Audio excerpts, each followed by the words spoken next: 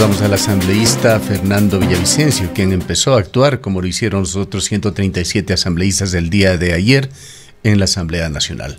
Vamos a dialogar, licenciado Villavicencio, sobre la Asamblea y los sucesos de ayer, pero inicialmente quisiéramos conocer su criterio sobre ese frustrado intento del presidente de la República de reformar el reglamento para otorgar indulto presidencial. Quedó flotando en el ambiente la inquietud de a quién o a quiénes se pretendía favorecer. Un saludo nuevamente, muchas gracias aquí desde Quito, tras una jornada larga y cansada de ayer, pero divertida al fin. Bueno, muy vivo, dicen acá en Quito, a quienes intentan hacer estas cosas escondidas, a hurtadillas, a última hora. Un decreto con un término tan laxo que podría beneficiar sin duda a aquellos perfiles clínicos políticos que se puedan adecuar a las circunstancias. Pero rápidamente la sociedad civil, la gente en redes sociales se alertó sobre a dónde podía caminar, a dónde estaba dirigido ese decreto de los finales de Lenín Moreno, y claro, tuvo que poner retro como en muchas otras acciones el presidente. Es decir, yo saludo primero la decisión de la gente, ¿no?, de estar pendiente y atenta. Condeno de paso, este interés sin duda estaba dedicado a algunos políticos que pueden configurar ese perfil clínico político delictivo, y también al final el retroceso del presidente, ¿no?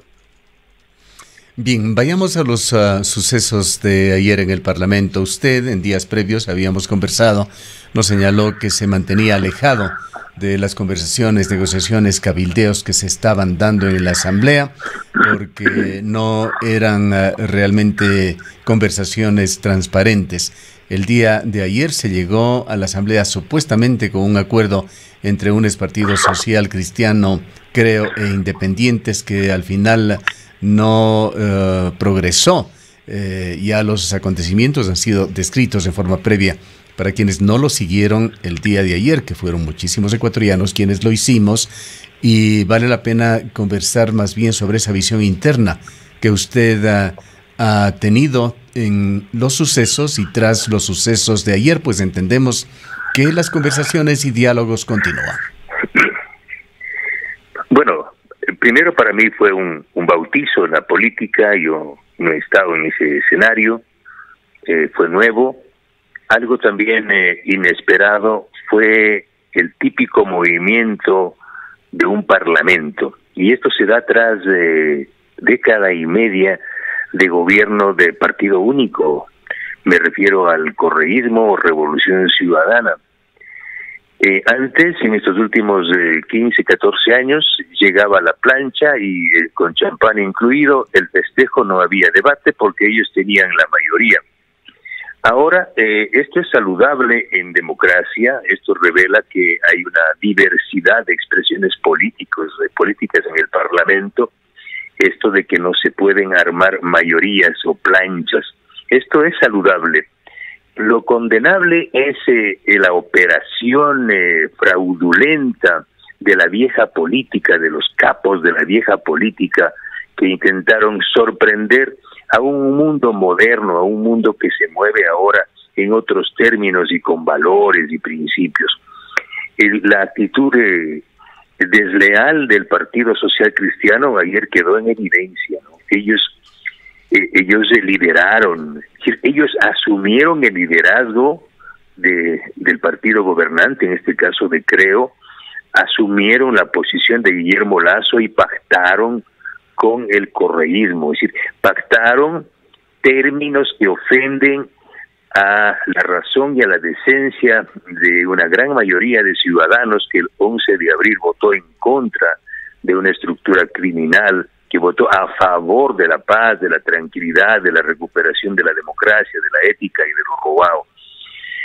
Sin embargo, también es condenable cómo el partido Creo, cómo el movimiento Creo entregó a su aliado, el Partido Social Cristiano, esta decisión tan importante y clave de negociar términos fraudulentos con el el correísmo.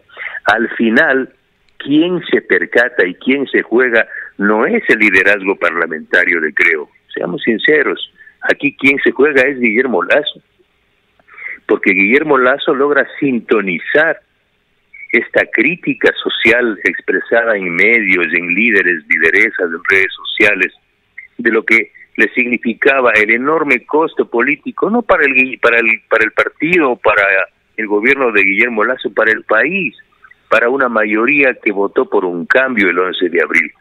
Y finalmente es saludable encontrar un presidente que escucha, así como en el caso de la resolución de la Corte Constitucional sobre el aborto por violación o en otros temas, se da cuenta o nos damos cuenta que tenemos un presidente que empieza a escuchar a la gente. Esto es bueno en democracia.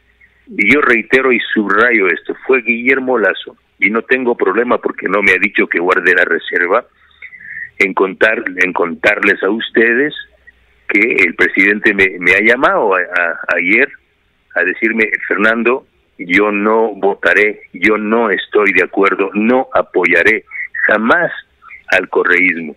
Mi propuesta sobre el tema de la ética es que venga una comisión internacional de Naciones Unidas y yo no votaré, y doy instrucciones a Creo de no apoyar ese pacto. Esto es lo más saludable. Hasta ahí hemos llegado el día de ayer. Ha sido derrotado este pacto, de este acuerdo entre privados, como llamo yo, esta reedición vergonzosa del pacto de la regalada gana. El Partido Social Cristiano prácticamente ha quedado visibilizado como el aliado de larga data del correísmo. Esto no es nuevo. Los ecuatorianos saben que hay una relación muy cercana y profunda de Jaime Nebot con Rafael Correa. Esto también ha quedado más claro aún para los ecuatorianos, y entendemos que el día de hoy podemos avanzar en la configuración de un nuevo acuerdo con otras fuerzas políticas. Licenciado Villavicencio, si bien no podemos quitar mérito al hecho de enmendar, sí queda flotando en el ambiente una duda. Por lo menos así lo hace ver el Partido Social Cristiano en su manifiesto, un tanto chapucero, dicho sea de paso, pero allí señala que el acuerdo estuvo aprobado por Guillermo Lasso, que es más, él había estado de acuerdo y había señalado de alguna manera que Kronfle iba a recibir el apoyo para la presidencia de la República, perdón, presidencia de la Asamblea. La pregunta es, ¿hubo o no, hasta donde usted conoce, este acuerdo previo de Creo para tratar de sacar adelante el primer proyecto que se intentó aprobar en la Asamblea para conformar su directiva? Y yo creo que hubo un exceso de confianza de Guillermo Lasso al haber entregado el liderazgo de ese acuerdo o de otros acuerdos al Partido Social Cristiano. Y creo que el Partido Social Cristiano abusó, ultrajó la confianza entregada por Guillermo Lasso para armar un acuerdo parlamentario, y se fueron por un acuerdo antinatura que vulnera los cimientos de la ética, o sea, pactar. Y yo no puedo entender cómo una víctima de violación o a una víctima de violación se le puede exigir y plantear un acuerdo con su violador. Esto es antinatura, esto es brutal. Yo creo que sí hubo un acuerdo, sí, de Creo con el Partido Social Cristiano para buscar un acuerdo parlamentario, pero también entiendo que el Partido Social Cristiano abusó de ese acuerdo y lo que hizo es reeditar sus típicas y viejas fórmulas caducas y corruptas de hacer política en el país. ¿Se entendería que esta Comisión de la Verdad nunca estuvo dentro de la agenda aceptable para Guillermo Lasso y Creo? Es más, no, nunca fue negociado. Esos términos de esa supuesta Comisión de la Verdad fueron posicionados por Henry Kronfle e incluso por el propio otro candidato del Partido Social Cristiano, César Ron, que en el debate incluso en el que yo participé, o en el foro en el que yo participé en un medio de comunicación, no desmintieron la posible conformación de una comisión, pero eso demuestra que tampoco saben leer o no quieren leer las líneas básicas de la Constitución y de la propia ley orgánica de la función legislativa, que no permite conformar una comisión que esté orientada a revisar sentencias y algo por el estilo. Es decir, estaban actuando al margen del derecho. Una comisión de la verdad, cuando el gobierno electo había anunciado una comisión internacional para investigar los casos de corrupción. Es decir, sin embargo, yo saludo que al final del camino, o a mitad de la tarde, bueno, ayer en la madrugada, el presidente electo, Guillermo Lasso, me informó, me comunicó esta posición. Y yo les he comunicado esta posición a los ecuatorianos, porque esa es una nueva forma de hacer política. Aquí no podemos callar, aquí no podemos estar conversando entre autoridades, entre dirigentes en los hoteles y callarnos las verdades. Todo lo que yo converso con los otros sectores políticos los comunico a los ciudadanos, a quienes votaron por mí. Eso estoy comunicando. Eso me ha dicho el presidente Lasso. Yo le agradezco por la confianza de haberme llamado, y de esa forma también coincido con él en algunas posiciones como en esta. En lo que respecta al Partido Social Cristiano, dentro de ese comunicado que publicó, equiparaba los sucesos del día de ayer y la propuesta social cristiana con el pacto de la Moncloa, que fue el apéndice de la terrible guerra civil y la terminación de la dictadura franquista en España, o la concertación que se dio en forma posterior a Allende y Pinochet en Chile. ¿Realmente se jugaba algo de esa dimensión aquí en Ecuador? Pues los socialcristianos señalan en su comunicado que Ecuador perdió la oportunidad de madurar, y citan a Guillermo Lasso en uno de sus discursos, me parece que fue el día de las elecciones, cuando ya se declaró ganador, de que haría un gobierno para todos y que no se podía desconocer el apoyo electoral que ha recibido UNES del pueblo ecuatoriano.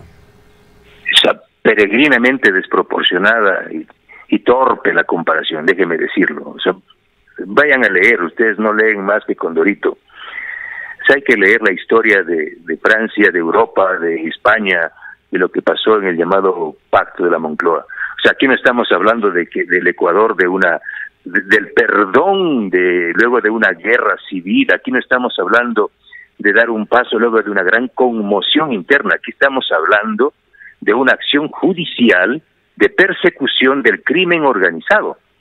O sea, es la Fiscalía General del Estado la que ha definido que aquí nos gobernó una estructura criminal, una delincuencia organizada, que hay miles de millones de dólares que han sido sustraídos de forma dolosa de las arcas públicas, que se han cometido crímenes de lesa humanidad, como el caso del asesinato del general Jorge Gabela, el ataque al hospital de la policía, el 30S, hay militares y civiles que perdieron la vida.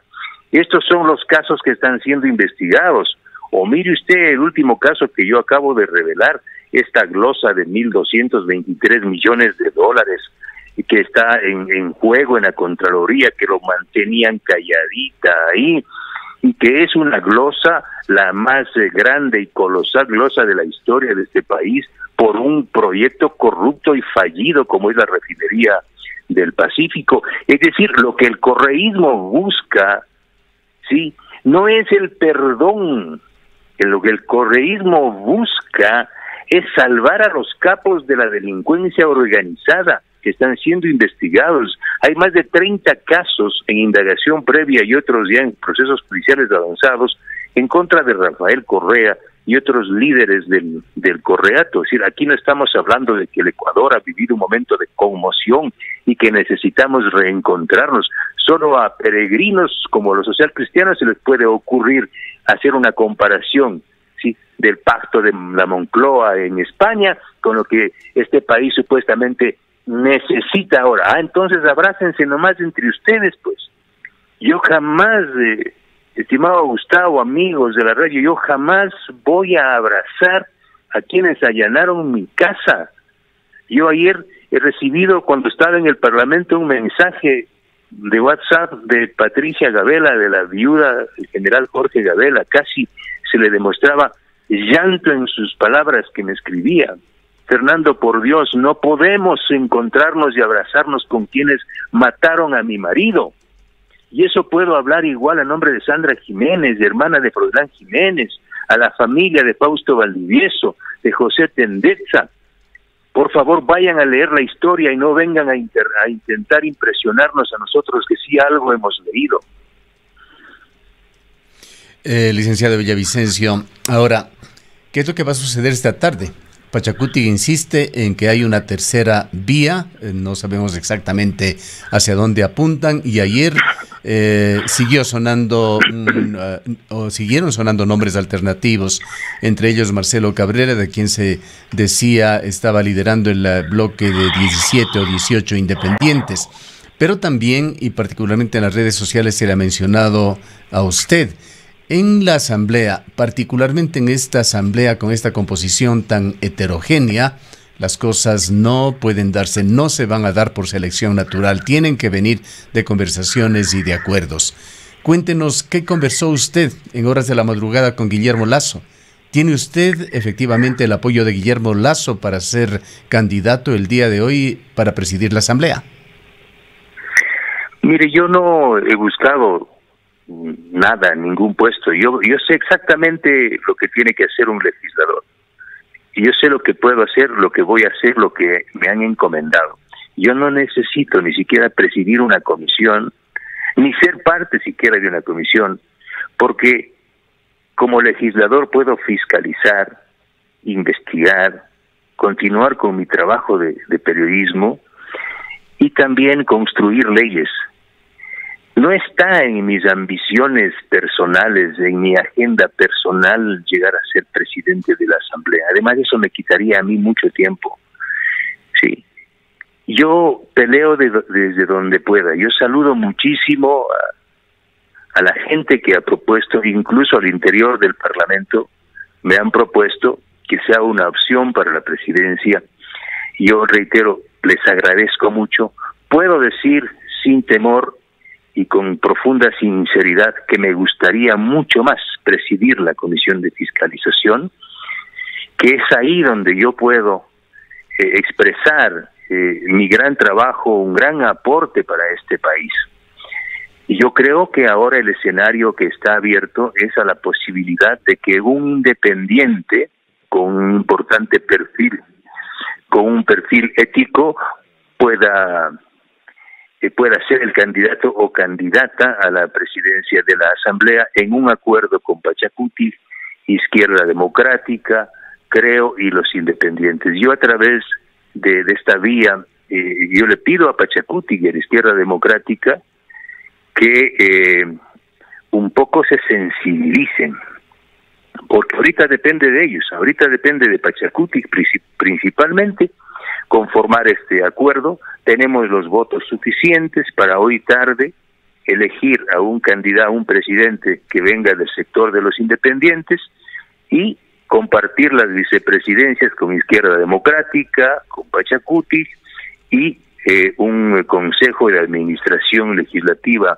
con equidad y bien distribuido, y las comisiones legislativas permanentes de igual forma. Así que yo creo que hay bastantes condiciones para poder avanzar hoy tarde a un acuerdo, obviamente sin la delincuencia organizada, sin el correísmo. Para quedar en algo claro, usted definitivamente descartaría cualquier propuesta que le hayan hecho o le vayan a hacer para presidir la Asamblea, pero aceptaría eventualmente la Comisión de Fiscalización sobre esto último. ¿Ha tenido alguna propuesta concreta que pueda viabilizarse?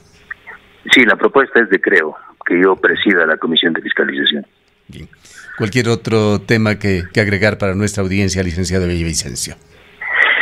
Bueno, que cualquier error que uno cometa en estas primeras horas sabrán disculpar, pero en el fondo, en el contenido, espero actuar de acuerdo a mis convicciones y a lo que mis mandantes orientaron. Yo no voy a votar en contra de la señal del 11A, en contra de la señal de la ética que me ha dado el pueblo ecuatoriano. Y hoy tarde igual actuaré así.